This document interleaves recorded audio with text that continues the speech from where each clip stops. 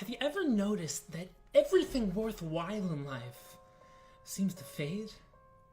The energy of youth fades into old age. The excitement of beginnings fade into routine. The inspiration of a new goal fades into habit. And this distressing experience extends to almost all dimensions of human experience. When you begin a meal, the taste is delectable, but after only a few bites, the food seems to lose its mouth-watering appeal. Did you ever hear a great song and immediately fall in love with it? And play it endlessly on repeat, but after only a few days, you probably couldn't even listen to it anymore. What was once an enchanting song somehow loses its appeal, and you have to then move on to the next song, and this happens again and again and again. Now, it's true that this numbing experience has its advantages as well. If you ever heard a loud and disturbing sound, you may have initially been annoyed or irritated, and after only a few minutes, your senses probably became dulled, and your mind is now able to muffle out and ignore the sound. The sound is still there, but the sensation has faded. It's that same principle.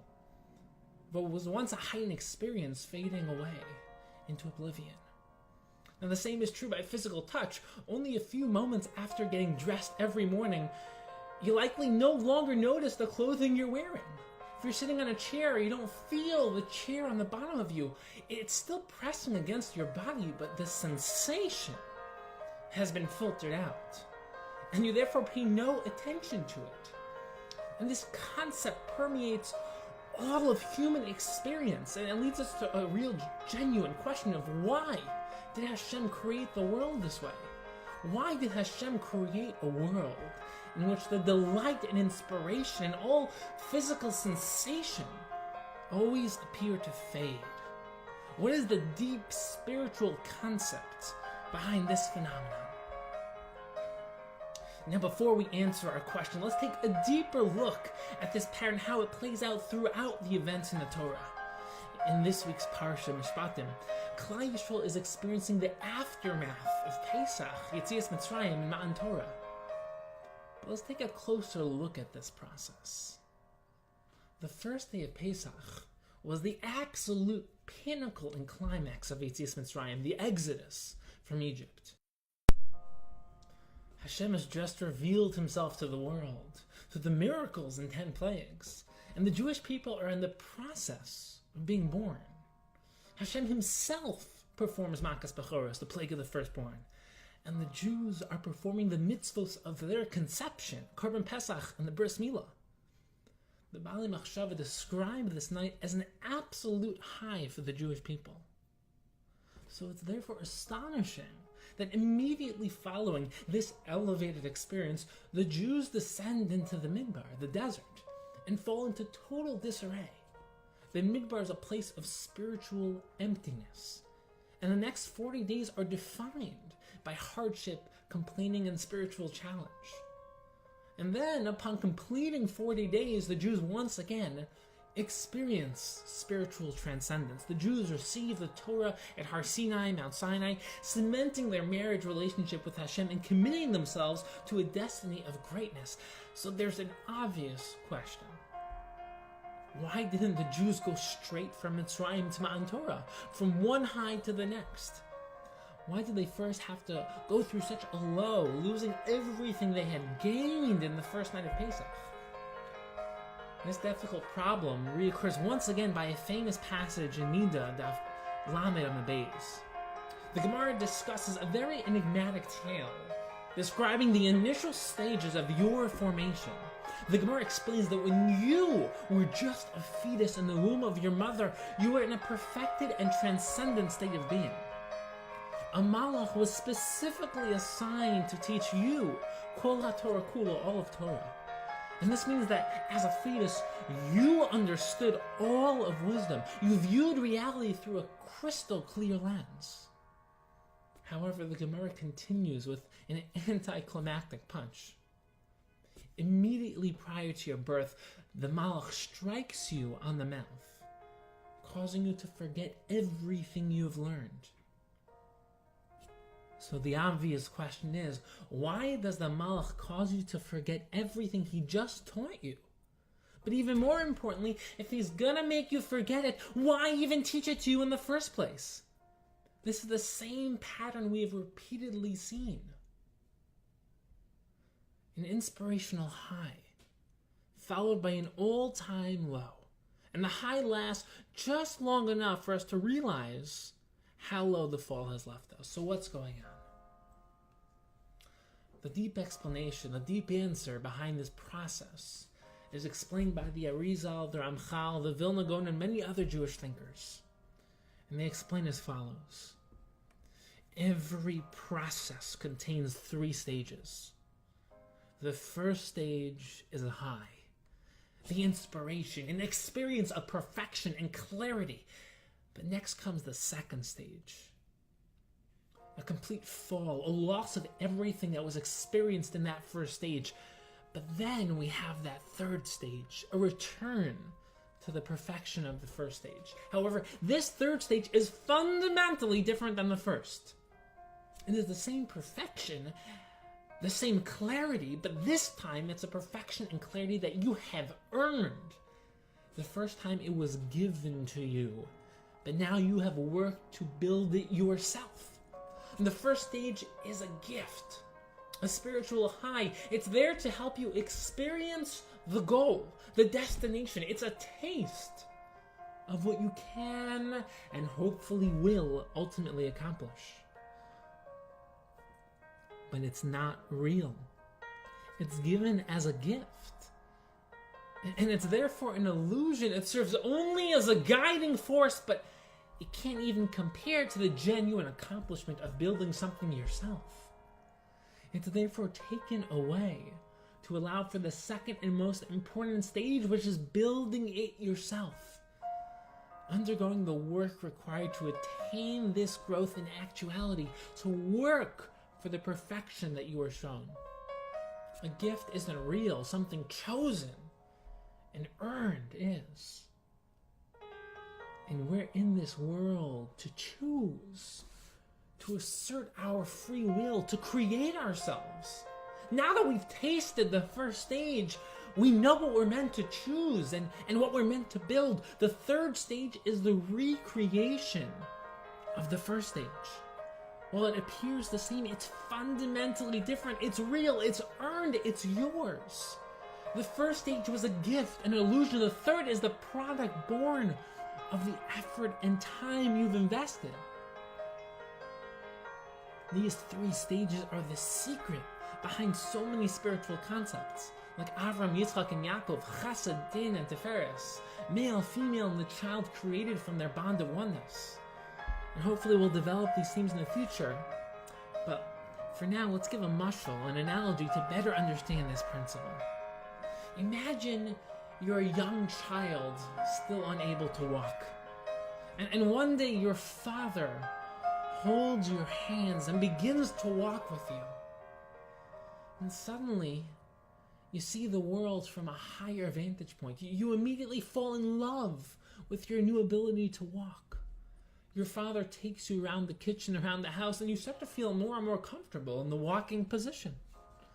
You feel so close and grateful to your father for walking with you. But suddenly, just when you felt so safe and loved, your father does the unexplainable. He lets go. And a second later, you fall to the ground, shocked, feeling both hurt and abandoned. All you can think is, why wouldn't my father do this to me? I thought he loved me. And the next day, the same exact thing happens. Once again, just as you feel safest, your father lets you go. And you fall straight to the ground.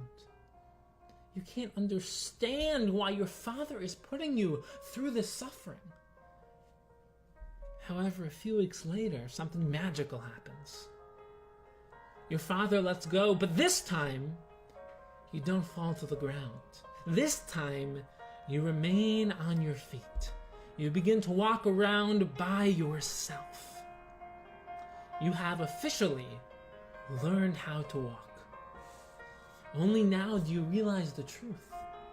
Your father wasn't trying to hurt you. On the contrary, he was simply trying to help you walk. First, he needed to show you how to do it. However, it was only by letting go and forcing you to stand on your own feet that you eventually learned how to walk. While he was holding your hand, it may have felt like you were walking, but now you realize it was only an illusion. It was a gift. It wasn't real. Only now that you are forced to build it on your own do you really have the ability to walk. The first stage was the gift. The second stage was the fall, and the third stage was the recreation of the first stage. Except this time, it's now real. And the Vilna Gaon explains something which will change the way we view the human mind. He explains that the Gemara Anida, Daf Lamed Amud Beis, which says that we learned Kol HaTorah Kulu, all of Torah in the womb, he says it doesn't mean you were learning Chumash and Rashi. Rather, it means that you were learning your Torah. You were being shown your unique purpose in the world and how your unique role fits into the larger scheme of the human story as a whole. This Torah belongs to a different realm, a different dimension. You experienced ultimate transcendence. You learned Torah in its ultimate depth, and you learned who you could become in the deepest sense possible. You were given a taste of your own perfection, of what you could, should, and hopefully will become. But most importantly, you didn't lose it. Rather, you lost access to it. Instead of it disappearing completely, this state of self became buried deep within your subconscious. And the reason is as follows: what you received in the womb wasn't real. It was merely a gift, something unearned, undeserved. The goal of life is to enter into this world and reconstruct all that you once were in the womb. However, this time it will be real since you've built it yourself. In essence, your job in this world is not to create yourself, but rather to recreate yourself, to re-attain your original state of perfection as you were shown by the Malach. And perhaps this is why we sometimes have a sense of recognition when we hear a deep thought or a profound insight. We don't feel like we're learning something for the first time. Everything just clicks, almost as if we already knew it. This is because we do already know it. We're not learning, we're relearning. We're rediscovering what we already learned in the womb, what's ingrained deep within us. It's already there, and now we have to put in the effort to build it ourselves.